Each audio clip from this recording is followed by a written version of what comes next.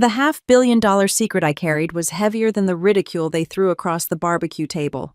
I should have known the family BBQ would turn into an ambush. It always did. The smell of grilled ribs, Dad's old country playlist, and the sound of laughter that never quite reached me, it was a familiar trap. From the outside, we looked picture-perfect, the Langleys of Cedar Springs, friendly neighbors, successful, proud. But every year that smoke and sunshine covered something sharper. The jokes came wrapped in smiles, the questions disguised as concern. I told myself I'd only stay an hour. I didn't realize that 1 hour would change everything. When I pulled up, Dad was already at the grill, spatula in hand, a can of beer sweating beside him. He looked up with that half-smile, the one that always felt like judgment in disguise. "Well, look who finally decided to show up," he said. "Hey, Dad." He eyed my car, a modest hybrid. "Still driving that thing. Doesn't exactly scream success, does it? It gets me where I need to go. Guess we can't all have ambition," he muttered, turning back to the ribs. Mom called from the patio, her tone bright but brittle. "Sophia, sweetheart, come say hi to everyone." Everyone? That meant the cousins, the uncles, and of course Ryan, my older brother, the golden boy. Ryan stood near the cooler, wearing a button-down that probably cost more than my month's rent. His smile was all teeth when he saw me. "Hey, little sis. Are you still working from your bedroom, or have you finally found a real job?" The words hit exactly where he meant them to. I smiled anyway. "Something like that." He laughed, slapping my shoulder too hard. "Come on, Soph. Don't be so sensitive. I'm just teasing." "Sure. The way a wolf teases a rabbit." Aunt Karen chimed in, sipping white wine. "You were always so smart with computers, dear. My friend's son works in IT too. Maybe you two should talk." "He just got promoted?" "That's great," I said, voice steady. "I'm working on something different." "Oh," she asked, her smile sweetly sharp. "Like a new job," I hesitated. "You could say that," Good Dad said loudly from the grill. "Because playing around with those gadgets isn't a career. It's time you found real work." There it was. The line that always came eventually. Find real work. It used to make me angry. Now it just made me tired. I took a seat on the picnic bench beside my cousin Mia, who was scrolling through her phone. "You okay?" she whispered. "Fine," I lied. Mia leaned closer. "They're impossible, you know. Half of them don't even understand what you do." I smiled faintly. "That's the point." The conversation at the grill grew louder. Ryan was talking about his new promotion at the firm, Dad bragging about him like he'd discovered gold. "Regional director at 35, Dad said proudly. That's how you build a life. Stability, structure, a 401k. Not like, well, some people." His glance at me was brief but cutting. Mom tried to smooth it over. "Sophia's just taking a different path." Ryan grinned. "Yeah, the scenic route to unemployment." Laughter rippled through the patio. I just took a sip of lemonade ice, fixed on the condensation dripping down the glass. They had no idea. The truth sat just behind my calm expression. The small company I had started 2 years ago, EcoFleet Technologies, had just closed a Series C funding round worth nearly $500 million. We were developing AI-powered logistics software that was already being piloted by major transport companies across the country. I had a team of over 200 employees, and not one of them, not one person at that table had a clue. "Hey, Soph," Ryan called, breaking my train of thought. "Are you still freelancing or whatever? Maybe I can get you an interview at my company. We could use a few more tech people." I looked up. "Thanks, but I'm fine." "Come on, it's a real job. Benefits, travel, the works." I said I'm fine. Dad chuckles. "You always were stubborn. Guess that's what happens when you think you know better than everyone else." "Or when no one listens," I muttered. The air thickened. The music from Dad's old radio faded into static. Mom forced a laugh. "Let's eat before the food gets cold." Plates clattered, silverware scraped. The chatter picked back up lighter now, as if the last few minutes hadn't happened. But inside, I was somewhere else entirely.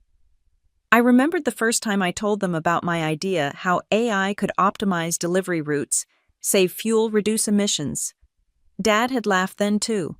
So computers tell trucks where to go now. What's next? They drive themselves, maybe I'd said. He'd waved me off. You watch too many sci-fi movies. Mom had added gently. Sweetheart, maybe apply at Amazon. You'd get a good experience. I had smiled then too, because I knew the only experience I wanted was building something that was mine. Now, sitting in that same backyard watching them pass around ribs and potato salad, I realized how little had changed except me. A few kids played tag across the grass. The sun dipped lower, turning the air honey gold. I caught my reflection in the sliding glass door, older, steadier, harder. Ryan's voice broke the quiet again. So seriously, what's your plan? You can't just sit in your apartment coding forever. I looked at him, she looked. The tie loosened, the ego puffed just a little too high. I saw fear underneath. He needed to believe I was failing because if I wasn't, what did that say about him? I've got a plan, I said softly. You'll see soon enough. Ryan laughed. Right, sure we will. Mom appeared beside us holding a plate. Sophia, you barely ate anything. Are you okay? I'm fine, Mom. Her eyes softened, a flash of real concern breaking through. We just worry, that's all. You're 31 now. It's time to settle down. Maybe I already have. She frowned, confused. Doing what? Building something real. Dad snorted. Oh, here we go again. Real means paycheck, insurance, a boss. You think you're too good for that? No, I said quietly. I just think differently. The silence that followed felt heavier than any argument. Ryan raised his beer. To real jobs, real paychecks, and real adults.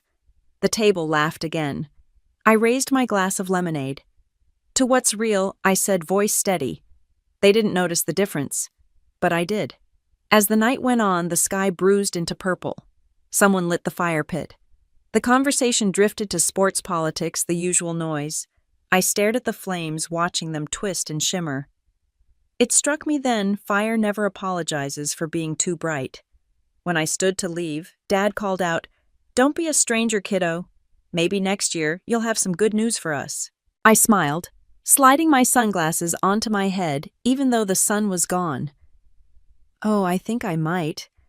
Ryan laughed, shaking his head. You always were dramatic. Maybe I said. But I deliver. As I walked to my car, the cicadas buzzed in the trees, that steady electric hum of summer. I could still hear Dad's voice drifting behind me. Find a real job. I started the engine, the soft whir of the hybrid filling the quiet. My phone buzzed on the passenger seat, an alert from my Chief Operating Officer Forbes request interview confirmation, Top Entrepreneurs of the Year. I stared at the notification for a long moment, then let out a slow, quiet laugh. The flames behind me flickered through the rearview mirror, and for the first time I didn't feel invisible, because soon the world and my family would finally see me. The apartment was small, but the garage underneath it was mine. It smelled like dust coffee, and the faint tang of solder from the nights I stayed up testing circuits. Most people saw a cramped, half-finished workspace. I saw the heart of a revolution. The walls were lined with whiteboards covered in scribbles, algorithms, fuel maps, messy arrows, pointing toward things that only made sense to me. My world existed in that chaos, data deadlines, and the hum of a single desk fan that struggled to keep up with the Arizona heat. I traded comfort for possibility. When I left home 5 years ago, I told myself I'd never depend on anyone again, not my father, not Ryan, not the family name that had never quite included me. I rented this apartment with my savings, bought a second-hand server rack, and turned the garage into the first headquarters of EcoFleet Technologies. It didn't look like much, one laptop, one desk, a cheap coffee maker, but it was the first space where I didn't have to explain myself. No one laughed when I talked about building an AI system that could transform logistics. No one told me to find a real job. The early days were brutal. I coded 12 hours straight, then delivered groceries through a gig app to cover rent. I ate peanut butter on crackers and pretended it was dinner. There were weeks when the lights nearly went out because I'd prioritized buying GPUs over paying the electric bill. But I didn't stop. The vision was too clear. I still remember the first prototype. The interface was rough, a blinking grid on my screen that predicted fuel efficiency across routes. The math wasn't perfect, but it worked. I called it Pulse because it tracked the heartbeat of movement. I sent demos to logistics companies hoping anyone would respond. Most ignored me. A few sent polite rejections. One wrote back, "Looks interesting. Come pitch it if you can make it to Phoenix by Friday." That was 3 days away. I didn't even have gas money. I sold my old camera, drove the hybrid north, and walked into that meeting wearing my best thrift store blazer. The CEO of Horizon Freight looked at me like I was a kid playing entrepreneur. I handed him the headset anyway, running the demo straight from my beat-up laptop. When the simulation loaded, the warehouse filled with virtual trucks routes, glowing fuel data streaming in real time. He blinked. "You built this yourself, every line of code." He nodded slowly. "How much are you asking for?" I didn't even have an answer prepared. "A chance," I said. He gave me one. A 6-month pilot contract, barely enough to scrape by, but it was the first door that opened. The months that followed were a blur of code data and caffeine. I lived between two worlds, the algorithm and the asphalt. I'd drive through truck stops, talking to drivers about routes, listening to their frustrations. One of them, a man named Julio, laughed when I explained the system. "So you're telling me the computer's gonna save us gas?" "Not save it," I said. "Respect it." He chuckled. "Girl, if you can make that work, you'll be richer than God." I didn't want to be rich. I wanted to prove something. There was a night around 2 a.m. when the system finally stabilized. No crashes, no corrupted data, just clean, perfect logic. I leaned back in my chair, staring at the screen. It wasn't pride I felt. It was a relief. Then came the investors. The first one, a man from San Diego, offered me $50,000 for half my company. I turned him down. He laughed in my face. "Sweetheart, no one's lining up to fund a garage startup. You'll come back when you run out of coffee." He was wrong. A few weeks later, I pitched again, this time to a clean tech accelerator. They saw what he didn't. A month later, I had funding, mentorship, and an office space that didn't leak when it rained. Still, I kept the garage. It was home base. When the first small trucking company signed a full contract, I called Eli, the only friend who had believed in me from the beginning. We met in college back when I was the quiet coder in the back row, and he was the engineer who never stopped asking what if. He answered the call half asleep. "You sound awake," he said. "I just made the first real sale." There was a pause, then a grin in his voice. "Then it starts now, doesn't it?" He was right. That was the night EcoFleet stopped being a dream and became a company. The months that followed were filled with noise, the good kind. Interviews, code reviews, customer feedback. I hired my first 2 employees, then 4 more. We outgrew the garage, but I refused to move out completely. There was something sacred about that space, the smell of burnt coffee and overheated plastic, the marks on the wall from where I'd thrown a screwdriver during a coding meltdown. One evening, while backing up files, I found a voicemail from Dad, months old. I hadn't listened to it before. His voice was steady, distant. "Hey, Sophia. Your mom said you're still doing that computer thing. Just don't forget, jobs are supposed to pay bills, not dreams. Anyway, call your mother." I didn't call back. I loved them, but I couldn't carry their limits anymore. That night, after everyone left, I sat alone on the garage floor. The hum of the computer fans filled the silence. I stared at the wall where I'd pinned a single piece of paper years ago, Dad's note from my college graduation card, "Proud of you, kid. Just make sure you get a real job." I'd kept it, not out of love, but as fuel. I whispered to the empty room, "I'm working on it, Dad." The next morning, I woke up to an email notification, subject Series B interest, Vector Capital. My heart stopped for a moment. That deal changed everything. We scaled, we hired, we built infrastructure. Suddenly, EcoFleet was on the radar, newsletters, trade publications, LinkedIn chatter. But I kept my name out of it. The website listed me as S. Langley founder. I liked the anonymity. It let me build in peace while the world tried to guess who was behind the revolution in clean logistics. At night, when exhaustion hits, I'd still go downstairs, sit on the cold garage floor, and run my hand along the old workbench. That was where it started.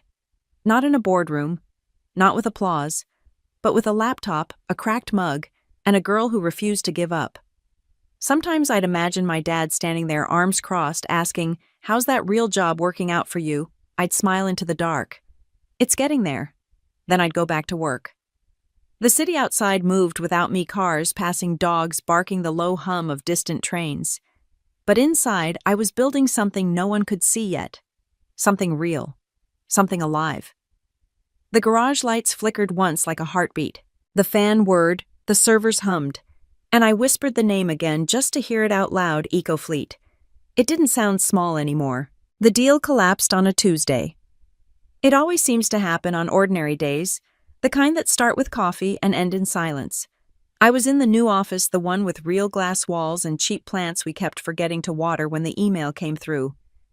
After internal review, Vector Capital has decided not to proceed. No explanation, no warning, just gone. For a moment I stared at the words until they blurred into static. We had built the entire quarter's runway on that deal. Without it, we were hanging by a thread. Payroll, server costs, contracts, everything depended on that funding. Eli came in mid-call, his voice bright until he saw my face.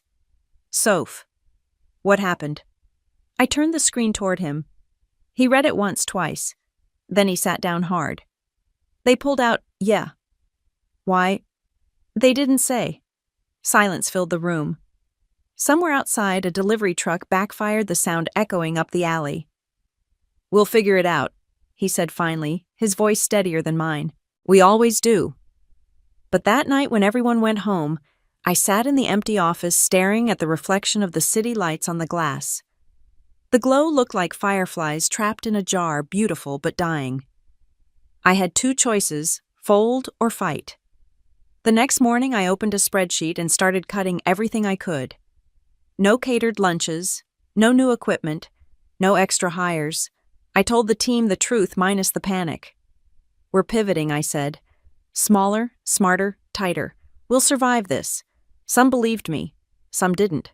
By the end of the week, 3 engineers quit. The ones who stayed worked harder than ever. Eli slept on the office couch. I took my laptop home every night, coding until dawn. We'd built something too good to die like this. But doubt has a way of whispering when you're tired. One night around 2 a.m, I got a text from Ryan. We hadn't spoken in months. "Dad says you're struggling." Maybe he was right. Real jobs don't crash like startups. I stared at the message for a long time. Then I turned my phone face down and went back to work. By Friday, the servers went down. Our cloud provider froze our account due to late payments. I fought for 8 grueling hours, finally bringing them back online with a promise of my personal credit card. Exhaustion hit me like a wall. Surrounded by empty coffee cups, I almost gave up. The garage, the old one, was still there. I drove out to it after midnight just to remember where I started. The air was cooler now, the smell of rain clinging to the pavement. When I opened the garage door, the stale heat rolled out along with a flood of memories. The whiteboards were still there, faint marker stains where I'd scribbled early code. The desk fan leaned to one side, still humming faintly when I plugged it in. It felt like stepping into a version of myself I'd left behind, a younger one, hungrier, unbroken. I sat on the floor and whispered to the dark, "What am I doing wrong?" No answer. Just the sound of the fan spinning, slow, steady, patient. Then from the corner of the room, my old monitor flickered to life, the backup system still running. Lines of code scrolled across the screen, the old prototype Pulse looping its simulation. The trucks moved across the map, glowing lines forming and reforming into patterns that looked almost alive. That was when I realized what I'd lost along the way. The hunger. The why. I'd built EcoFleet to change how people moved, how they lived. Somewhere between investor calls and projections, I knew I had started building to prove myself instead. I closed my eyes, listening to the hum of the machine, the same sound that used to lull me to sleep in the early days. I took out my notebook and began to sketch something new, simpler, cleaner, truer. By morning, I had an idea that could save us. We'd been focused on big contracts, corporate fleets, long-haul routes. But small independent drivers, the kind like Julio, were the ones losing the most money to inefficiency. If I could build a version of EcoFleet that served them directly, we wouldn't need investors. We'd have users. By noon, I'd called Eli. "Are you awake?" "Barely." "What's going on?" "I know how we survive." He came over an hour later, eyes bloodshot, still holding a bag of drive-through breakfast. I showed him the sketch, a simplified platform app based with real-time data. Freelance drivers can track routes, fuel costs, and share optimized paths with each other. We make a small cut from every transaction. He stared at it, then looked up at me. "You're serious?" "Dead serious." He grinned. "Then let's burn the old version and build this." We did. For 3 weeks we coded like the world was ending. Some nights it felt like it might. We slept under desks, ate vending machine snacks, and wrote until our fingers cramped. But it worked. The beta launched quietly. No press, no marketing, just a post in a trucker forum. Within 48 hours, over 200 drivers signed up. By the end of the week, we had 1,000. The system held. The feedback flooded in. Finally, something that works for us. "You saved me $30 in gas this week. Tell whoever built this, they got it." I cried reading those messages. Real, ugly tears. Not because of the numbers, but because they saw me. A month later, a trade magazine picked up the story, "Small Startup Helps Independent Drivers Cut Costs." It was a small headline, but it was the first time anyone had written about EcoFleet without a question mark. When the article went live, I forwarded the link to Ryan with a single message still sitting in my room. He never replied. That night, Eli and I stood in the garage watching the server lights blink like tiny constellations. "You know what this means, right?" he said. "What, we're back?" I smiled, exhaustion and triumph mixing into something electric. "No," I said softly. "We're just beginning." Outside, thunder rolled low across the horizon. The desert air smelled like rain and iron, like something new being forged. And for the first time in months, I believed again. The morning the betrayal happened, the sky was too calm. Phoenix light poured through the office blinds, soft and golden, the kind of morning that tricks you into thinking everything's fine. I came in early, like always, laptop under my arm, and a coffee I barely tasted.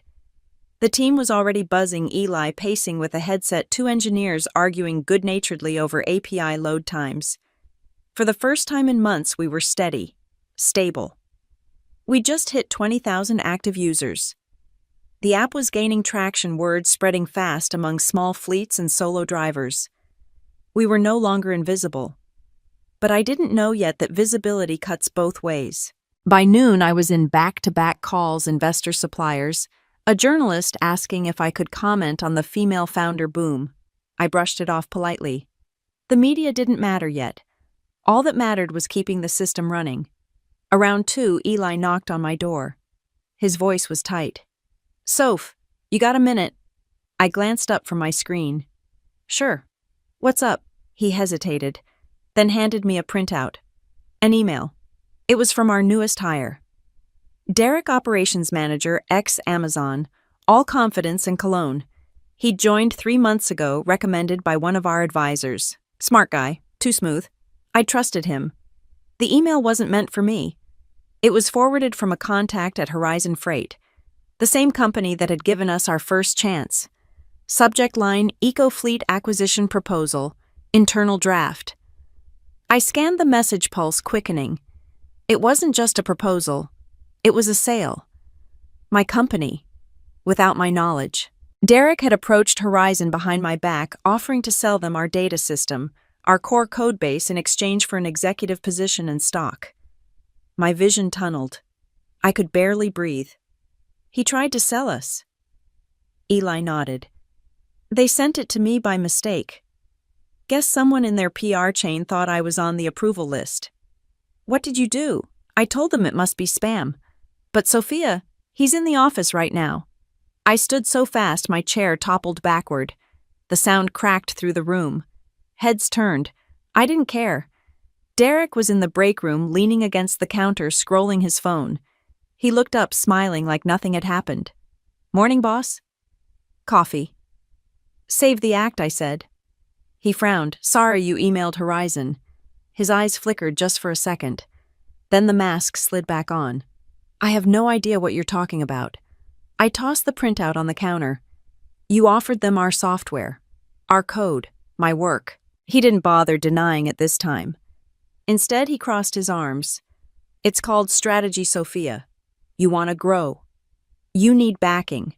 Horizon has infrastructure. You have potential." Potential. My voice cracked with disbelief. "You tried to sell what you didn't build." "I tried to save it," he said smoothly. "You think we can scale without them? You're in over your head. This whole operation, it's a nice story, but it's not sustainable." The room had gone still. Engineers paused mid-keystroke, pretending not to listen. "Pack your things," I said. My voice was calm, almost too calm. "You're done." He laughed. "You can't fire me. I'm part of this company." "Not anymore. I'll sue. Then you'll lose." He stared at me for a long moment, something dark flickering behind his smirk. "You'll regret this, Sophia. No one builds alone. Remember that." When the door slammed behind him, the silence that followed felt heavier than relief. Eli came up beside me. "You okay?" "I don't know," I admitted. "I should be furious, but mostly I feel stupid." "You trusted him. That's not stupid. It feels like it." I walked back to my office but couldn't bring myself to sit down. My hands were shaking not with anger but with a deep, cold ache of recognition. It wasn't just the company Derek had tried to sell. It was the core belief that I could trust my own judgment, that success could insulate me from petty malice. I stared at the bright city skyline outside, and the thought struck me. The world keeps moving indifferent to the battles fought in small glass rooms. I felt heavy burdened by the realization that even at the top, the fight for what's real never truly ends. That night I stayed in the office long after everyone left. The monitors glowed blue in the dark, the hum of servers filling the silence. Betrayal leaves a residue. It doesn't just burn, it clings.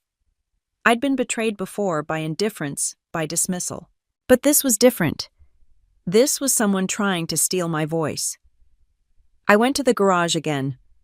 The old space had become a kind of confessional. I sat on the concrete floor, laptop open, staring at our codebase. Derek had made copies, traces of export commands littered the logs. We'd have to rebuild certain modules. I didn't flinch.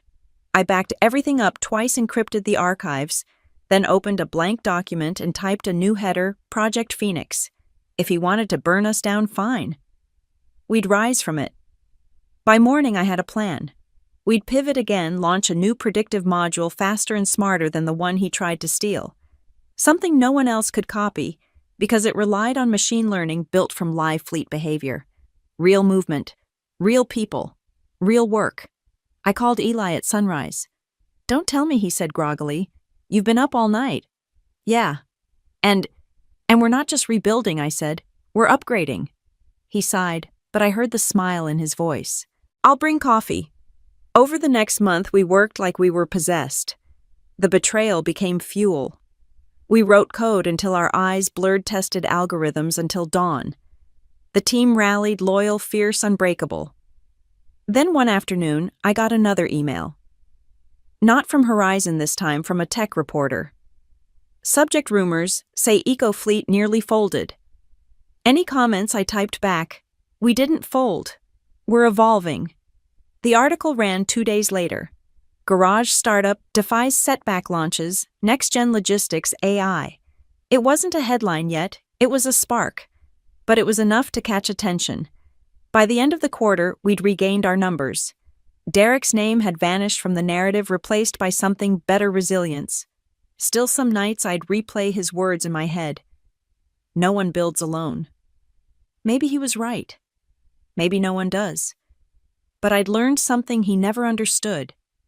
You can't steal purpose. You can't fake hunger. And you can't buy this kind of loyalty born in the fire. The following week, I received a message request on LinkedIn. Derek again. Just 2 words. Congratulations, boss. I didn't respond. Instead, I closed my laptop, leaned back, and let the quiet fill the room. The worst had passed. The lesson had sunk deep: trust but verify. Build but protect. Through the office window, I could see the city lights stretching toward the horizon, glowing like circuits against the night.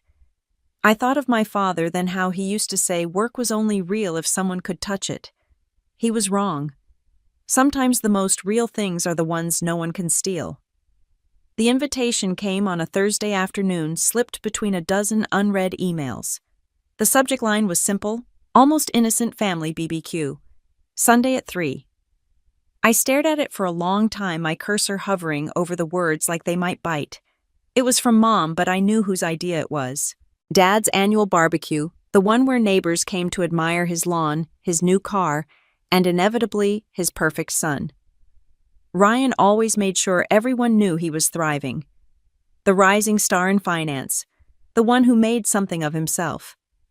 I was the ghost daughter, the one who'd chosen computers over a career.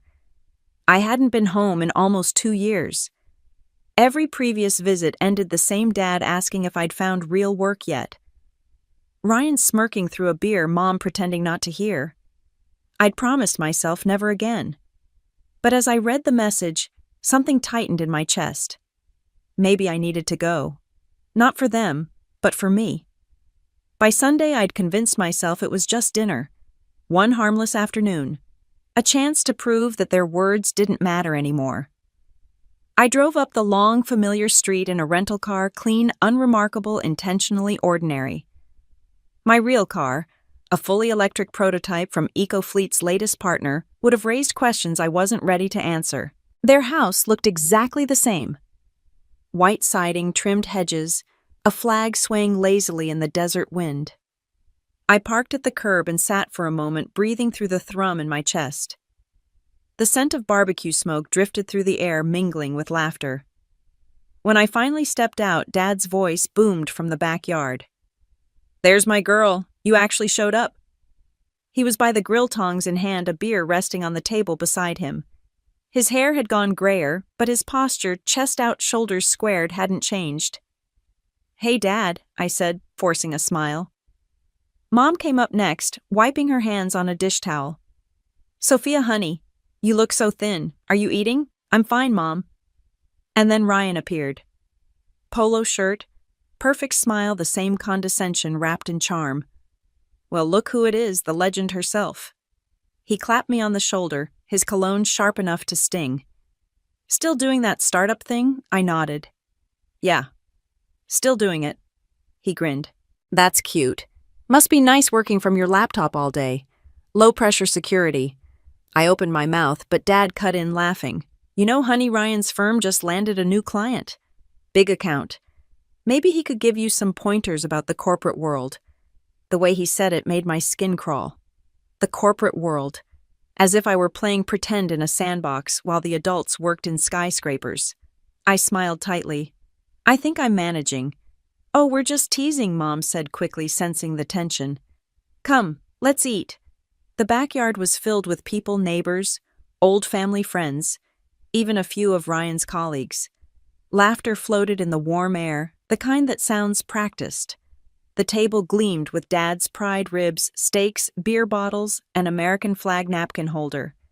I sat near the end of the table beside a woman I vaguely recognized from church. She smiled politely. "So, Sophia, your mom says you're into technology apps and all that?" "That's right. How fun my nephew plays with those too. He's very good with his computer games." Across the table, Ryan laughed. "See, Soph? You've got competition from a 12-year-old. Laughter rippled around us. It hit me like an old bruise. I sipped my water, eyes fixed on the condensation sliding down the glass. "That's great," I said softly. "Maybe he'll build something that changes the world." The laughter faltered, uncertain. Dad cleared his throat. "So you're still in Arizona, right? Doing that electric truck idea?" "AI logistics?" "Yeah." He chuckled. "You always had big ideas. Just remember, ideas don't pay bills. I pay mine, I said. Ryan grinned. Yeah, on app money, on company money, I corrected, my voice calm. EcoFleet's doing fine. EcoFleet, one of Ryan's friends asked. I think I've heard that name somewhere. Ryan snorted. Probably in one of those startup hype articles. They make software for delivery trucks or something. Something like that, I said, setting my glass down. Dad turned to me, his expression a mix of amusement and pity.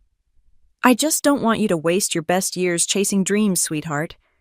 At some point, you've got to find a steady career. Stability, health insurance, retirement. I met his eyes. You think I don't have those? He smiled. I think you've been playing around long enough. Mom reached across, patting his hand.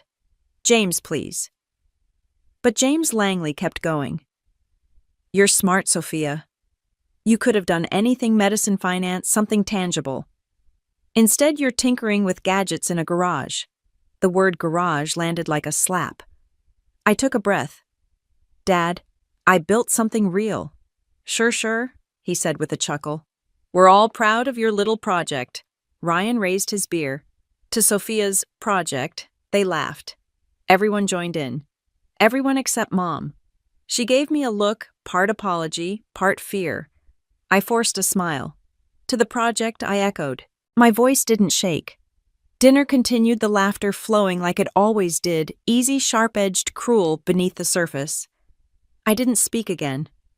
I didn't need to. I just watched. The way Dad puffed his chest when neighbors congratulated Ryan. The way Ryan soaked it in. The way everyone else believed the story they'd written about me, the failed daughter, the dreamer who never grew up. But I wasn't angry. Not really. Anger burned fast. What I felt was colder, heavier. When the sun dipped below the horizon, I stood. Thanks for dinner, I said.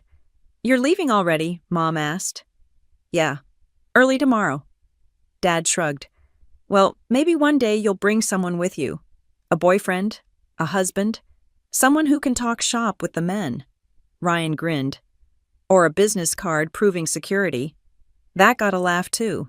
I smiled as I picked up my purse. Maybe I will. The drive home was quiet, the desert stretching endless in the rearview mirror. The headlights carved a path through the dark, and I replayed every laugh, every word. By the time I reached my apartment, I wasn't shaking anymore. I poured a glass of water, opened my laptop, and checked my inbox. At the top was an email marked Urgent Subject Forbes Request Feature Interview. Top Entrepreneurs Transforming Transport Tech. The message was short. We'd like to profile EcoFleet in our upcoming issue. You've been nominated for Entrepreneur of the Year. Congratulations, Sophia. I stared at the screen until my reflection blurred against the glow. Somewhere behind me, the city buzzed with the sound of traffic, the sound of movement, the sound of my world turning quietly and visibly toward something bigger than all of them. I smiled at no one. Guess I found a secure career after all. The call came at 7:43 on a Wednesday morning, right when the Arizona sun was cutting through my blinds and the coffee maker sputtered its last few drops. My phone buzzed on this counter, an unfamiliar New York number. I almost ignored it, but something in my gut said the answer. Hello, this is Sophia. Hi, Ms. Langley, a warm female voice said. This is Rebecca Turner from Forbes magazine. I hope I'm not catching you too early. I froze. No, not at all. I'm calling to confirm that you received our email. You've been nominated for Entrepreneur of the Year. The committee was particularly impressed with EcoFleet's latest expansion, especially your AI's impact on emission reduction. For a moment, words failed me. Entrepreneur of the Year. The phrase didn't even sound real. I'd read it once in articles about people like Musk, Khosrow Shahi, or the CEO of Rivian. Not me. Rebecca continued, professional and calm. We'd like to feature you in our next issue, both print and digital. There'll be a cover photo shoot in Manhattan next week, and our team will handle travel and accommodations. Does that sound acceptable? Yes, I heard myself say. Yes, that sounds great. Perfect. We'll send over the paperwork within the hour. Congratulations, Ms. Langley. This recognition is well-deserved. When the call ended, I stood there, phone still in hand, coffee gone cold. The garage lights hummed softly around me. For a second, I thought about calling someone Eli maybe, but instead I just sat down on the stool by my workstation. The reality of it was too big to share yet. Forbes, cover feature, Entrepreneur of the Year. I ran my hand over the old, scarred workbench. This was where it started, the cracked mug, the solder burns, the sleepless nights. Now that same story was about to be printed in glossy ink, sold on newsstands across the world. The thought was dizzying. By 9, I was in the office trying to act normal while a dozen emotions simmered beneath the surface. The team was gathered for the morning stand-up. Eli was running through deployment updates when he glanced at me. "You look like you didn't sleep," he said. "What happened? Did the servers crash again?" I smiled. "No, something else." He raised an eyebrow. "Good or bad?" "Good." I paused, then handed him my phone with the email open. His eyes widened as he read. Forbes, Forbes, Forbes, the one and only. He laughed a sharp, delighted sound that broke the quiet. "Soph, do you realize what this means? You're about to be the face of the industry." "The face? You'll be everywhere." I shrugged, trying to stay grounded. "Let's not get ahead of ourselves." "Too late," he said, already calling the others over. The room erupted in cheers. Someone brought out champagne from the fridge left over from our last funding round. The cork popped, the foam spilled, and for the first time in years, I allowed myself to celebrate without fear. We toasted with paper cups, laughing until our sides hurt. But beneath it all, a strange calm settled in my chest. This wasn't luck. It wasn't a fluke. It was years of being underestimated, years of being told to get a real job, all culminating in this moment. That afternoon, my assistant forwarded the itinerary flight to New York Hotel on Fifth Avenue studio shoot on Tuesday. I should have been thrilled, but something about it made my stomach tighten. The timing, the irony, because the family BBQ was next weekend. Dad's voice echoed in my head from just days before, "Find a real job." Ryan's smirk, his mocking toast. All of it is still fresh, still stinging. And now Forbes was about to put me on their cover. I hadn't planned revenge. I didn't even want it. But fate was setting the stage. When the PR team called later that night confirming the publication schedule, the lead editor mentioned something almost offhand. "Oh, and the feature will go live online 3 days before the print release. We'll send you a preview copy the night before." "Wait," I said. "So it'll be public?" "This Sunday, yes, exactly." The timing worked out perfectly. My lips curved into a slow smile. "Yeah, perfectly." When I hung up, I called Eli. "You know what's funny?" I said. "The article drops the same day as my dad's barbecue." There was a pause, then a laugh. "You're kidding." "Nope." "Oh, that's poetic." "Don't say poetic. Say karmic." He laughed again, softer this time. "You gonna tell them?" Before I leaned back in my chair, staring at the string lights flickering across the garage ceiling. "No," I said. "I think I'll let them find out the old-fashioned way." The next few days passed in a blur. Interviews, fittings, logistics. The Forbes photographer called to discuss the aesthetic. I showed up in jeans, a white blouse, and my worn brown jacket, the same one I'd worn during my first investor pitch. When the photographer asked if I had anything more formal, I shook my head. This is who I am. The shoot lasted hours. Bright lights, cameras clicking in rhythmic bursts. Between takes, Rebecca, the journalist, asked about my background. "So you started in a garage?" "Yeah, with one laptop and no backup plan." "And your family? Were they supportive?" I smiled faintly. "They thought I was lost." "Do they know about this?" "Not yet." She raised an eyebrow. "Well, that's going to be one hell of a surprise." When the interview wrapped, she shook my hand warmly. "Sophia, this story, your story, it's going to inspire people, especially women in tech." That night back in my hotel room, I sat by the window overlooking the city. Manhattan pulsed beneath me, alive with light and motion. Somewhere down there, deals were being made, empires being built. I was part of that world now, but I hadn't forgotten where I came from. I opened my email. The preview link from Forbes was waiting. I clicked. The headline filled the screen: "The Woman Who Reinvented Transport: How Sophia Langley Built EcoFleet into a Billion-Dollar Force." Below it, my face, calm, confident, unshaken. The same eyes my father once looked at and said, "You need a real job." I laughed softly. At the bottom of the page, a note from Rebecca read, "Embargo lifts Sunday 6 a.m. EST. Sunday, the barbecue." I closed the laptop, heart steady. Not angry, not vindictive, just ready. The story wasn't about proving them wrong anymore. It was about finally being seen for what I'd built, what I'd always been capable of. Still, I couldn't help but imagine the moment, the phone ringing, the stunned silence, my father's face when he realized the daughter he dismissed was now Forbes' Entrepreneur of the Year. And maybe, just maybe, I'd allow myself to enjoy that silence.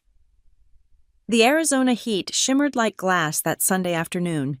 By 2 o'clock, the sky was a perfect, punishing blue, the kind that made every color look too bright. I parked at the curb again, same rental car, same unassuming outfit, jeans, sneakers, a plain white t-shirt. From the outside, I looked exactly how they remembered me: ordinary, forgettable, still the girl who never figured it out. Inside, my phone buzzed with a single notification: Forbes.com. Feature now live. 6:01 a.m. Sent, right on schedule. The article was out.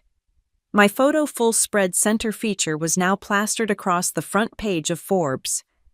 The headline blazed in clean serif font: "Sophia Langley, How a Small Garage Startup Transformed Global Transport."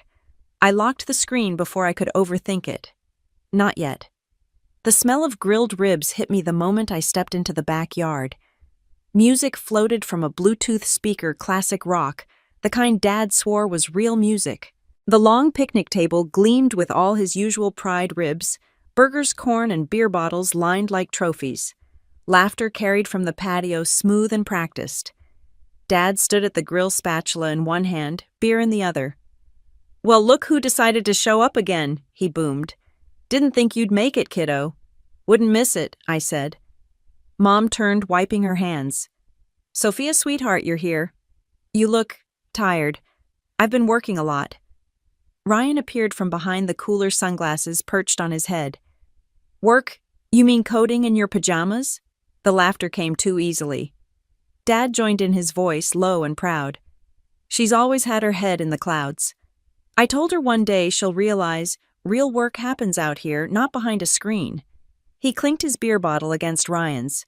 "To the ones who make it happen." My stomach tightened, but I smiled anyway. To make it happen. The neighbors were there too, the Jenkins family from next door, Dad's old colleague, a few of Ryan's friends. They all looked the same, sunburned and self-satisfied. Mrs. Jenkins leaned over with a syrupy smile. "So Sophia's still playing with your little app?" Ryan laughed. "Oh, it's not an app anymore, Mrs. Jenkins. It's an empire, just ask her." The sarcasm cut through the air like static. I set my cup down carefully. "We're doing well," I said. Dad smirked. "She says that every year," Mrs. Jenkins giggled. "Bless your heart. It's good you're trying, though. The world needs dreamers." I almost replied, but stopped myself. What was the point? The scene had been written long before I arrived. I looked around the perfect lawn, the white fence, the smiling faces, and realized I wasn't angry. Just detached. Like watching a rerun of a show I'd already seen 100 times. Ryan leaned back in his chair, stretching. "You know, Dad was right about getting a real job. Some of us took that advice early. Some of us learned patience," I said. He grinned. "Sure. Patience doesn't pay rent, though." Mom jumped in, nervous. "Okay, boys and girls. Enough business talk. Let's eat."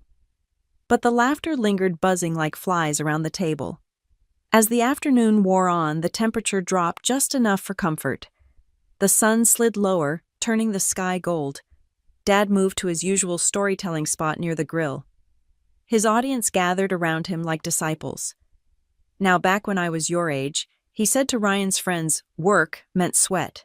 Not clicks, not apps, real labor. That's what builds character." "Tell that to Sophia," Ryan said, grinning. "She builds characters on a screen." Even the teenagers laughed. I stood there, my cup empty, my heart steady. Their voices faded into background noise, because while they were laughing, Forbes was counting clicks. My inbox was already filled with congratulations, partnership offers, and investor messages. And here in my father's backyard, I was still the punchline. Until I wasn't. At exactly 4:32 p.m., the first phone buzzed. Ryan's, of course. He frowned, squinting at the screen. Then another buzzed. And another. Within seconds, the low hum of conversation was replaced by whispers. The air shifted. Dad's friend, Mr. Allen, spoke first. "Wait, Sophia, is this you?" I turned. He was holding up his phone. On the screen, my photo, me in my brown jacket, arms crossed against a warehouse backdrop, the Forbes logo gleaming above my head. Ryan's mouth fell open. "No way." Dad squinted. "What is that?" Mom stepped closer, peering at the screen. "Sophia," she whispered. I smiled faintly. "That's me." Ryan let out a sharp laugh, but it cracked halfway through. This is real." "Looks real to me," I said. Dad's face reddened. "You're on Forbes' front page," I said. "Entrepreneur of the Year." The silence that followed was so heavy it could have split the ground. Mrs. Jenkins cleared her throat, nervous. "Well, that's impressive." Ryan looked from me to the screen and back again, his confidence draining by the second. How long have you known?" "About a week." "And you didn't say anything?" I shrugged. Didn't seem like the crowd would care. Dad finally spoke, voice low. "You should have told us. Would you have listened?" He looked away. "Of course No," I said quietly. "You wouldn't." The words hung there unshakable. Behind him, one of Ryan's friends whispered, "Dude, your sister's a billionaire." The color drained from Ryan's face. Mom's eyes welled with tears. "Sophia," she said softly, reaching for me, We're so proud." The sincerity was there, but it came too late. Years too late. Dad cleared his throat again, trying to reassemble his composure. "Well," he said gruffly, "I suppose congratulations are in order." I met his eyes, unflinching. "Thanks, Dad. Guess I found a real job after all." The corner of his mouth twitched. The crowd around him stayed silent, waiting for his reaction. But for the first time in my life, he didn't have a clever line. He just looked at me, really looked, and said nothing. The sun dipped lower, casting the backyard in amber light. People began to murmur, shifting uncomfortably, pretending to check their phones. The music faded into the background again. Finally, I picked up my bag. I should get going. Mom followed me toward the driveway, her hand brushing my arm. "Sophia, please don't leave like this." I turned to her, gentle but firm. "It's okay, Mom. I'm not angry. Just done." Behind her, Dad stood, frozen spatula still in hand, smoke rising around him. As I walked to the car, the last thing I heard was Ryan's voice, small now, uncertain. "She's really on Forbes." I smiled to myself, sliding into the driver's seat. The radio buzzed to life, static, blending with the hum of the engine. Through the rearview mirror, I saw my father still standing there, his world cracking just enough for truth to slip through. I didn't look back again. Some silences don't need to be filled. They just need to be earned. By Monday morning, my face was everywhere. Forbes, Business Insider, TechCrunch, even local news outlets that had once ignored me now called me the self-made visionary from Phoenix. My inbox overflowed messages from investors, journalists, old college professors, even ex-classmates who had once called me the girl with the weird truck obsession. But there was one message I didn't expect. Dad. The subject line read simply, "Call me." No greeting, no signature, no hint of tone. Just 2 words that carried more weight than 1,000 speeches. For a full day, I didn't.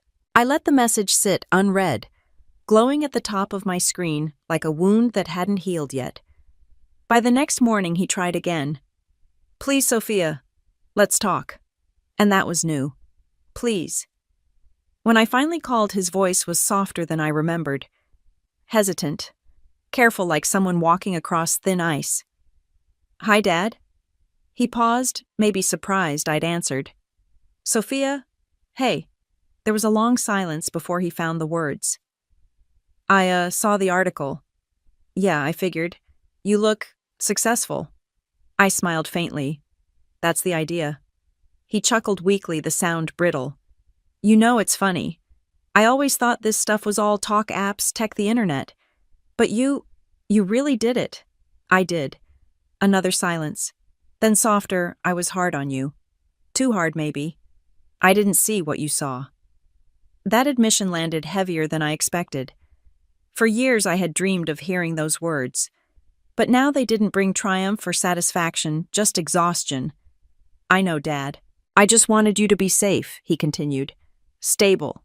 You were chasing something I didn't understand and I thought I was protecting you. Guess I was wrong. The honesty in his tone cracked something inside me. He wasn't the same man from the barbecue, the one who'd mocked and bragged. He sounded smaller, human. I wasn't chasing anything I said. I was building something. He let out a slow breath. And you built it. Damn, Soph. You built something real. Yeah, I whispered. I did. We didn't talk much after that. Just small things, the weather, the neighbors, Mom's garden. The conversation ended awkwardly, but not coldly. It was a start. That night I sat in my apartment with the lights off, watching the city flicker beyond the window. Every headline, every congratulatory message, every mention of Forbes, they all felt surreal. But underneath the noise, something deeper hummed. Peace. Not victory, not revenge, just peace. The next day, Eli burst into my office, waving a tablet. You've got to see this. He turned the screen toward me. It was Forbes Live, their online talk show. My interview was trending. Millions of views. The host called me a disruptor who redefined transport tech. Holy crap, he said. You're the headline of the week. The #1 most shared story. I smiled. Guess we're not a secret anymore. He grinned. You realize you just doubled our valuation overnight, right? Let's not celebrate yet, I said, but I couldn't stop smiling. The studio wanted me to do a live follow-up interview that Friday. Public perception is gold, the PR team said. Tell your story your way. So I did. When the day came, I wore the same brown jacket, the one that had seen me through the worst nights. The studio lights were blinding, the air cold. The host, a woman named Dana, greeted me warmly before the cameras rolled. So, Sophia, she began, millions of readers are fascinated by your journey from a garage in Phoenix to leading $1 billion company. What drives you, curiosity, I said. And stubbornness. She laughed. Fair answer. Now I have to ask, your family must be incredibly proud. The question landed like a pebble in still water ripples spreading across my chest. I smiled, keeping my tone even. They're adjusting. Dana tilted her head, sensing the weight behind my words. Adjusting to what? To realize that success doesn't always look the way they imagined. The studio went quiet for a second, just enough for the words to breathe. Later, as I left the building, my phone buzzed again. Another text from Dad. Watched your interview. You did good, kiddo. Really good. I stared at the message for a long time, then typed 2 words. Thanks, Dad. For once, that felt like enough. In the following weeks, EcoFleet exploded. The partnership requests poured in from Europe, Asia, even government contracts. Our user base tripled. Investors who'd once ignored me now flooded my inbox with apologies disguised as offers. I said no to most of them. Because for the first time, I didn't need anyone's approval. Not my father's. Not the industry. I had built something solid. Something that spoke louder than any defense I could have given at that barbecue table. But not everything changed overnight. A week later, Mom called. Your father's been quiet, she said softly. I think he's proud, but he doesn't know how to say it. I know, I said. He doesn't have to. He wants to take you to dinner. Just you two. That caught me off guard. Really? Yes. No speeches, no advice. He just wants to talk. I hesitated, then said yes. We met at a small diner off Route 60. No suits, no show. Just us 2 burgers and the faint hum of old rock playing on the radio. He looked older than I remembered, but calmer. You know, he said between bites, I used to think success looked like a corner office and a steady paycheck. You showed me I was wrong. I didn't do it to prove you wrong. I know, he said. But you did anyway. We both laughed, really laughed. When the check came, he tried to pay. I stopped him. I've got it, he chuckled. Guess I can't argue with Forbes' Entrepreneur of the Year. As we walked outside, he turned to me, the evening sun casting long shadows across the parking lot. I'm proud of you, Sophia. I mean it. The words hung in the air, warm and real. Thanks, Dad. He nodded, his expression soft. Guess you finally found that real job, huh? I smiled. Yeah, guess I did. As I drove home, the desert stretched wide around me, endless and open. The road ahead glowed faintly in the fading light, and for once I didn't feel like I was chasing anything. I was exactly where I was meant to be. The garage was still there exactly as I had left it. The dented metal door, the cracked concrete floor, the faint smell of engine oil and dust. It hadn't changed, even though I had. The old folding chair leaned against the wall, the same one I used to sit in when my laptop balanced on a milk crate, and I thought entrepreneur meant surviving on caffeine and hope. I parked my car, a sleek electric sedan, this time in the driveway, and sat there for a moment, engine humming softly. The sun was dropping behind the Phoenix skyline, painting the neighborhood in a muted orange haze. Across the street, a neighbor's kid rode his bike in lazy circles. The world had gone on as if nothing had happened. When I stepped inside, the air hit me like a memory-dry stale filled with echoes. A faint, sharp smell of burnt solder still clung to the air, overlaid with the deep, earthy scent of old concrete. The whiteboard still bore the faded ghost of my first prototype diagram. In the corner sat the same dusty cardboard box labeled, "Do not throw away." I crouched and opened it.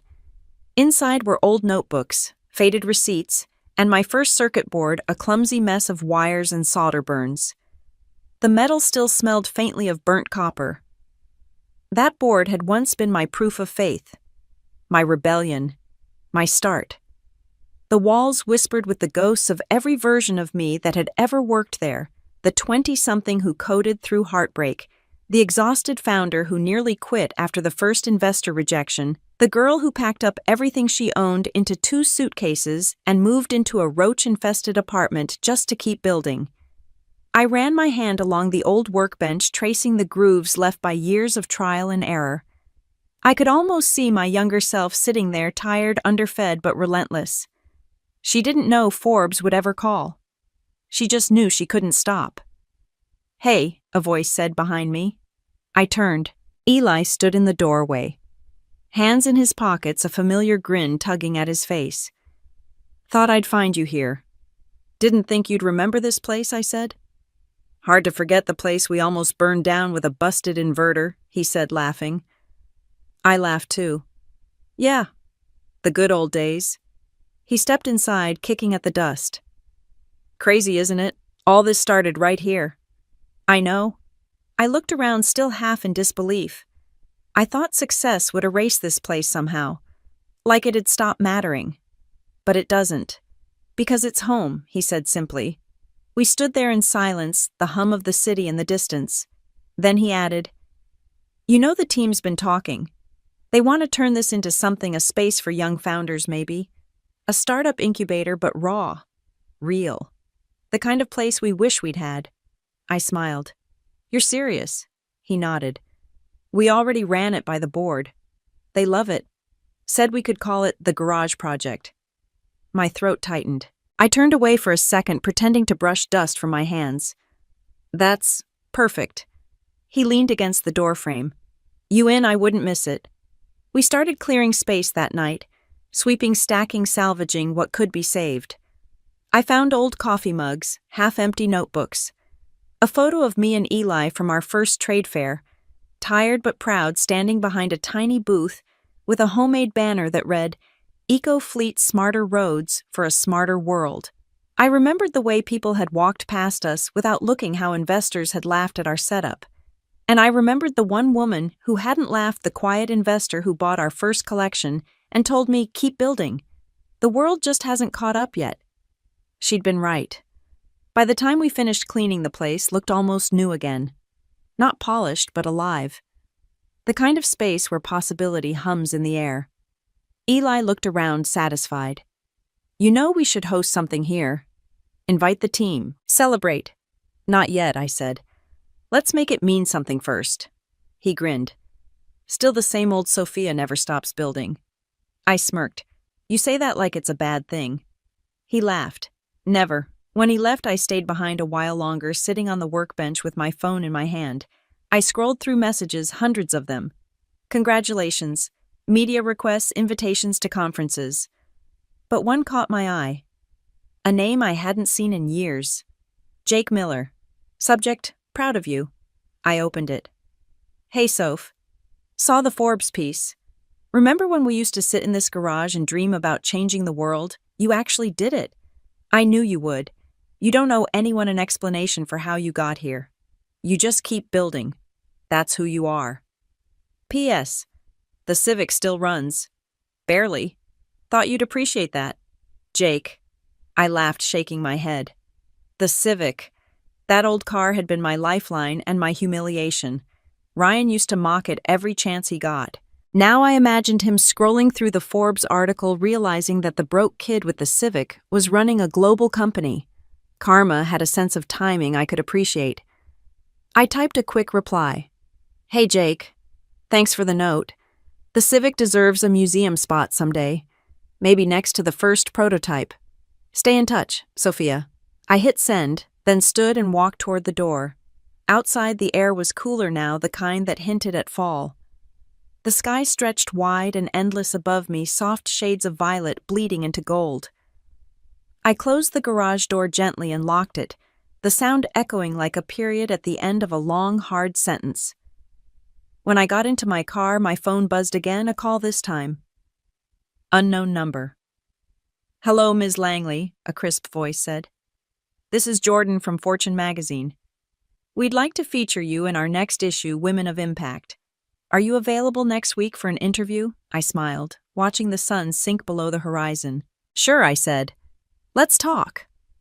As I drove away, the city lights flickered on one by one like embers catching flame. I glanced in the rearview mirror, the garage shrinking behind me, but not fading. It wasn't just a place anymore. It was proof. Proof that I had turned every insult, every dismissal, every get a real job into something solid. The girl who started in a cracked garage had become the woman who built an empire. And the best part? I wasn't done yet. The awards night was held at the Phoenix Convention Hall, a sleek, glass-walled arena that glowed gold under the desert sunset. From the outside, it looked like another corporate gala. Inside it was a collision of power and ego cameras flashing like heat lightning, names I'd only ever read about printed on silver plaques. And mine. Sophia Langley, Entrepreneur of the Year, sat right in the middle of the front row. I stood near the entrance, the hum of conversation washing over me like static. For once, I didn't feel out of place. The reporters, the CEOs, the billionaires, they all looked my way with curiosity, not condescension. It felt strange. Electric. Ms. Langley, a voice called from across the room. I turned to see the event coordinator, a tall woman in a crimson suit, striding toward me. We're so honored you could make it. The press is dying to speak with you before the presentation. Happy to, I said. She smiled, guiding me toward the red carpet.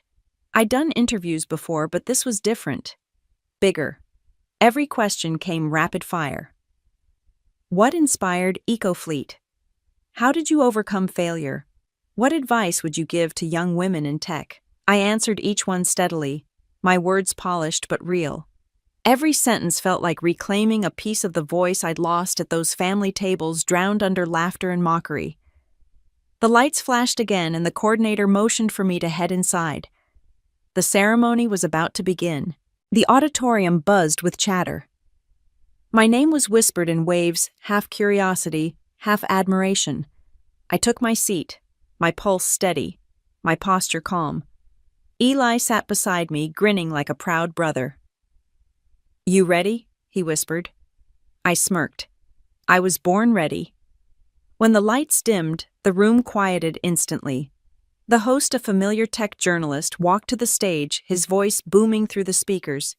Tonight, we honor visionaries who redefined what's possible. People who saw not just what the world was, but what it could be. Applause echoed. As he listed the nominees, I glanced around the room. Then I froze. At the far end of the auditorium near the exit, I saw him. My father. He wasn't dressed for the occasion. No tux, no suit. Just his Sunday best pressed shirt, worn jacket. He looked completely out of place, yet more grounded than anyone else in the room. He gave me a small nod when our eyes met. I inhaled slowly, steadying myself. And the Entrepreneur of the Year award the host announced goes to Sophia Langley, CEO and founder of EcoFleet Technologies. The applause thundered, the lights flared, and the room rose to its feet. I walked to the stage, heartbeat in my throat, flashes blinding from every direction. The trophy was cool and heavy in my hands. The host leaned toward the mic. Sophia, you've changed the landscape of sustainable transport. Millions look up to you. What do you want to say? Tonight, I looked out across the crowd, the polished faces, the glittering chandeliers, and then my gaze drifted to the back where my father still stood. I started this company in a garage, I said. A lot of people thought it was a joke. Thought I should find a real job. A few quiet chuckles rippled through the crowd, unaware that line wasn't a metaphor, it was a memory. I failed more times than I can count, I continued. But every failure taught me something, and every person who doubted me gave me a reason to keep going. I paused, finding my father again in the shadows. This award isn't just about success. It's about persistence, about believing in something even when no one else does. Especially then. Applause swelled again, loud and sincere. I smiled, holding the trophy close as the lights dimmed. After the ceremony, there were speeches, photographs, and endless handshakes. I played along, smiling for the cameras, answering questions, and congratulating others. But my mind was elsewhere, on that single nod from the back of the room. When the crowd began to thin, I finally slipped outside. The night air was cool, the desert breeze sharp against my skin. He was waiting by the steps. How did you know it was coming, I asked. He looked down at his jacket. The local news ran a special segment about the nominees. Your mom insisted I get over here. For a moment, neither of us spoke. Then he said, You were great up there. Thanks for coming, I said softly. He chuckled. I wouldn't have missed it. Though I think I was the only guy without a suit. You stood out, I said. He smiled faintly. People always said real work doesn't need fancy clothes. That made me laugh genuinely this time. He looked at me for a long moment. I was wrong, you know. About you. About all of it. I know. I thought I was protecting you from failure. But all I did was make you face it alone. He clutched the brim of his worn jacket on the last word. I felt the sting in my chest before I could answer. I wasn't alone, I said quietly. Not really. I had to work. That was enough. He nodded, swallowing hard. You made it enough. I see that now. For a while, we just stood there, the noise of the gala muffled behind us. Then he said, Your mom wanted to come too. She said she couldn't handle the lights and cameras, but she watched online. She cried, Soph, she did. Yeah. Said she never realized how much she underestimated you. Said she's sorry. I exhaled slowly, eyes blurring with the kind of tears that don't quite fall. Tell her it's okay. He smiled. I will. We stood in silence again until he said, You know, when I told you to get a real job, I thought I was being smart. Turns out I didn't even know what real work looked like. I laughed softly. Guess we both learned something. He grinned. Guess we did. When he finally turned to go, he stopped halfway down the steps. Hey, he said, looking back. Whatever you build next, don't stop calling it yours. You earned that. The words hit me harder than I expected. I won't, I said. He nodded once, then walked into the night, his figure fading into the soft orange glow of the parking lot. I stood there, trophy still in hand, the desert wind sweeping my hair across my face. Somewhere inside the hall, they were playing music again, celebrating the winners. But out here, it was quiet, real. For the first time, I didn't feel like the girl proving herself. I felt like the woman who had already done it. I looked down at the engraved name on the trophy, the metal catching the light. Sophia Langley, Entrepreneur of the Year. It wasn't just an award, it was a full circle. The garage, the ridicule, the silence, the rebuild. Every piece of it had led here, and this time no one could laugh it away. The night stretched wide and endless, and for the first time in years, I felt free. The following weekend, my parents invited me home for a family BBQ. The same backyard, the same oak tree, the same picnic table that had once been the scene of my humiliation.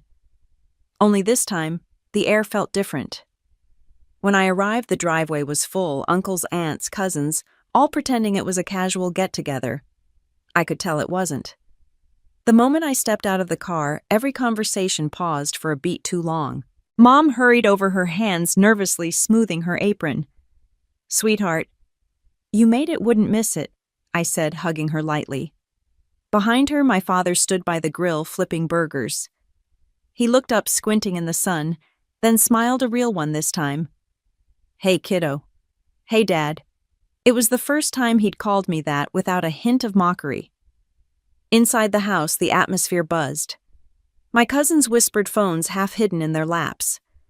My uncle tried to act nonchalant, but kept glancing at me like I was a celebrity who'd accidentally wandered into his backyard.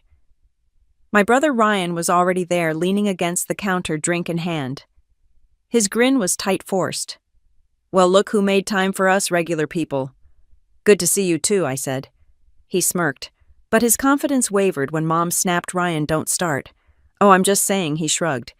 "She's famous now. Forbes cover and all. Bet she doesn't even remember what BBQ sauce tastes like." "Still the same," I said, calmly reaching for a plate. Though success does make food taste better. The jab was soft, but it landed. A few cousins stifled laughs. Dad cleared his throat. "Let's eat before the food gets cold." We gathered around the long wooden table, the same one where he'd once told me to find real work. The irony didn't escape me. The plates clinked, the smell of grilled corn filled the air, and for a while it almost felt normal. Then Uncle Dave leaned forward. "So, Sophia," he said, his tone too polite to be genuine, "tell us how it feels to be the big boss now. Bet your company's worth more than all of us combined, huh?" "Something like that," I said, keeping my tone even. He laughed too loudly. "You always were ambitious. I remember when you said you'd change the world. Guess we should have listened, huh?" "You should have," I said. The table went quiet for half a second. Then Mom clapped her hands, trying to redirect. "Who wants more lemonade?" But the shift had already started. I could feel it, the tension, the curiosity, the guilt wrapped in polite smiles. Ryan leaned back, smirking again. "So how much are you really worth?" The article said billions, but you know how the media exaggerates. I met his gaze. "It's accurate enough." His grin faltered. "No kidding." I set my fork down. "Ryan, you once told me I'd end up broke, remember? That I'd be lucky to get an office job fixing someone else's code?" The air stilled. "I do remember," he muttered. "Well," I said, my voice calm but sharp, "turns out I'm the one hiring people like that now." No one laughed this time. Dad spoke finally, his tone softer. "She earned it, Ryan. Every bit of it." Ryan blinked, caught off guard. "You're taking her side now." "Not taking sides," Dad said. "Just telling the truth." The look on my brother's face was worth every sleepless night I'd spent building what they once mocked. For years, this table had been where I was diminished. Tonight, it was mine. Aunt Lisa leaned in curiosity, replacing her awkwardness. "Sophia, I read that your company's working with the city now. Something about self-driving delivery trucks?" "That's right," I said. "We're cutting urban emissions by 30%. Next quarter, we're expanding nationwide." Her eyes widened. 30%. That's incredible. Mom smiled, pride shining through her nerves. "She's doing good work, Lisa. Real work." Dad chuckled quietly at that. The words real work hung in the air like a ghost finally put to rest. The conversation shifted again, this time toward admiration. Cousins asked about the company uncles bragged about, always knowing she'd make it. I answered politely. But inside I felt something strange. Not pride, not revenge, just closure. Halfway through dessert, Dad stood and raised his glass. He started clearing his throat. Just want to say something. The chatter died instantly. He looked around the table, his eyes landing on me. I used to think success meant clocking in, clocking out, paycheck on Friday. That's how I was raised. But my daughter here, she showed me there's more than one way to build a life. A better way. The sincerity in his voice cut through the backyard noise like a clean wind. I wasn't kind to her when she started, he continued. I didn't understand what she was building. I was scared she'd fall. But she didn't. She flew. I swallowed hard, fighting the lump in my throat. He raised his glass higher. To Sophia, the smartest, toughest woman I know. The one who proved us all wrong. Applause rippled through the table, soft at first, then louder, genuine. Mom was wiping tears. Even Ryan looked away, jaw tight. When it quieted again, I said, "Thanks, Dad." He smiled. "Proud of you, kiddo." For once, it didn't sound like an apology. It sounded like the truth. The rest of the evening passed in a blur of laughter and sunlight. The air had shifted. So had we. When I stood to leave, Mom hugged me so tight I could barely breathe. "You're coming back for Thanksgiving, right?" she asked. "Wouldn't miss it," I said. Ryan caught me by the car. "Hey," he said awkwardly, scratching the back of his neck. "Look about before—" I was a jerk. Always have been. I raised an eyebrow. "That's one way to put it." He smiled faintly. "Guess I deserved that. But for what it's worth, I'm proud too. Really. Thanks, Ryan." He hesitated. "Maybe one day you can show me what you're working on. I mean, I've got ideas too, you know." I laughed. "Sure, little brother. We'll see." As I drove away, the sound of their laughter faded behind me, replaced by the steady hum of the highway. The same road that once led me away from home now led me back stronger. For years they had doubted, mocked, and dismissed me. But tonight they couldn't deny what stood in front of them, a woman who had turned every insult into fuel, every wound into armor. And maybe that was the real victory, not that I'd won, but that they'd finally seen me for who I was all along. The girl who sat at their table in silence. The woman who now owned the table. The morning the Forbes cover hit newsstands. I woke up before sunrise. My phone was already vibrating on the nightstand, messages, calls, notifications flooding in faster than I could swipe.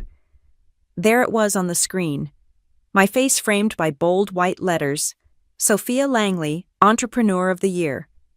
The caption beneath it read, "The woman who turned rejection into revolution." I stared at it for a long moment, my reflection faintly visible in the glass. Somewhere between disbelief and peace, I realized this was the full circle, the quiet girl from a Phoenix garage now on the cover of a magazine that once defined the people I thought I'd never become. When I arrived at the office, the entire team was waiting.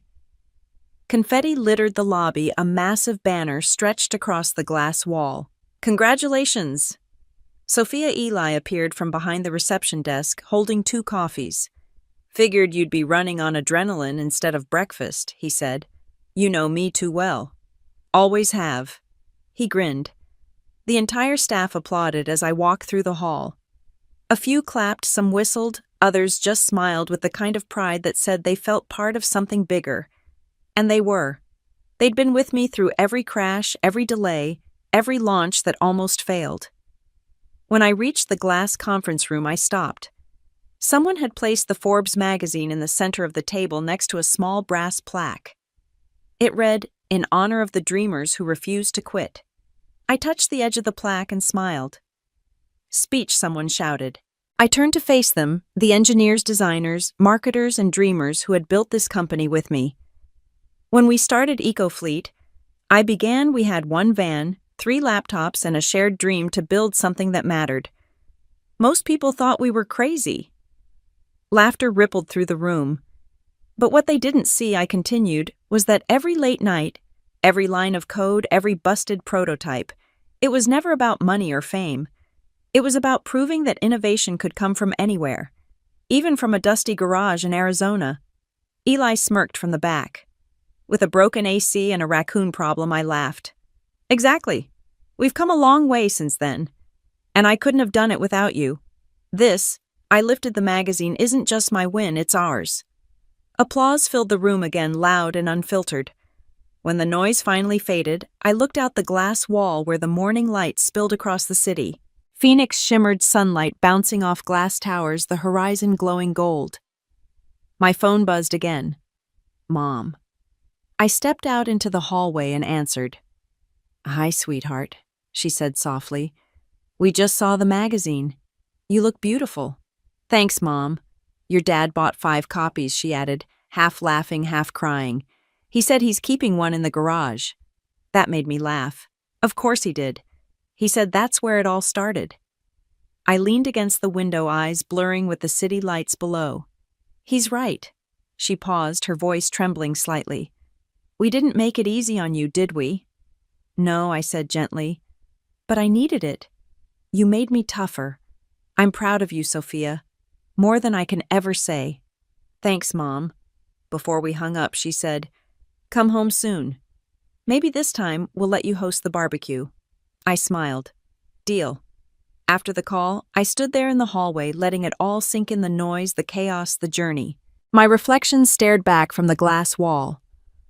Not the anxious girl who once begged for approval, but the woman who learned she didn't need it.